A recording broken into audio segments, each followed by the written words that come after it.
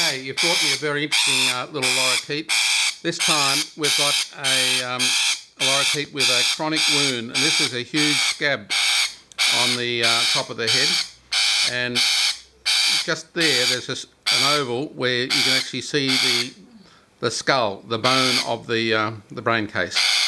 So this is all this dark grey blackish area is dead scab, partly dead skin and partly dead tissue underneath the skin. And it's a chronic wound.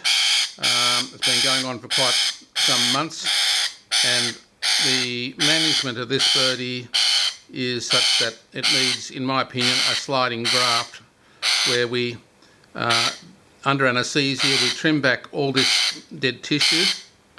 We're not going to have enough skin to close the wound from side to side that way, so what I'll have to do is to make a flap and bring a flap from the back of the neck up to here, and then I'll need to stitch down the back of the neck and obviously stitch the flap all the way around here after I've trimmed out all the dead tissue and got to a healthy skin base. And if we're very lucky, that will do the job. There's been other wounds in here, but I'd say he's had a very near miss in a major fight, probably some weeks, maybe months ago, and this is what we're left with. But that, in my opinion, won't heal over without surgery. Would that have been another lorikeet that's done that? It could be another lorikeet, could have been a pack of lorikeets. You could have upset a group of them. Sometimes they'll really go for one bird. It could have been some other predator that was trying to kill him. So anyway, that's my advice, is that we plan to see if I can do a surgical graft, skin graft. I can't promise you that it will work, but I can promise you that I'll do my best. And that's about it.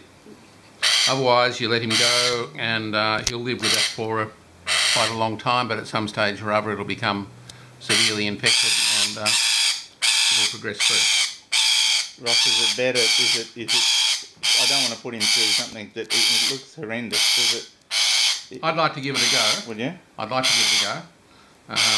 I've struck wounds like this when fledglings and nestlings in cages have been scalped by their parents. You know, budgerigars, sometimes you get very nasty budgerigar mothers that will do this. They'll attack their babies or attack babies in another nest, and they'll inflict injuries like that on the youngsters even before they come out of the nesting box.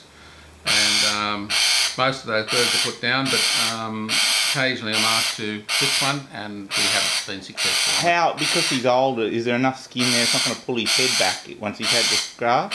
His skin is going to have to stretch, and he'll probably need about a month of time before he'll be back in.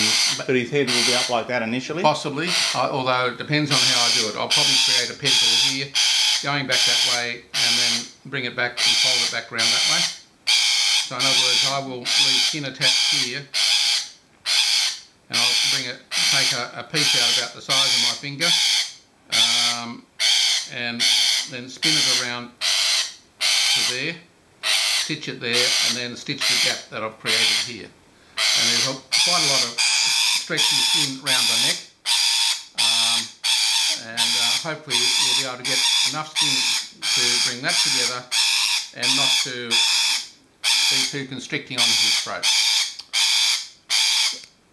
Okay, and you think it's not going to be horrendous for him, you know, for him to Yeah, I understand. Look, we'll know within 24, 48 hours.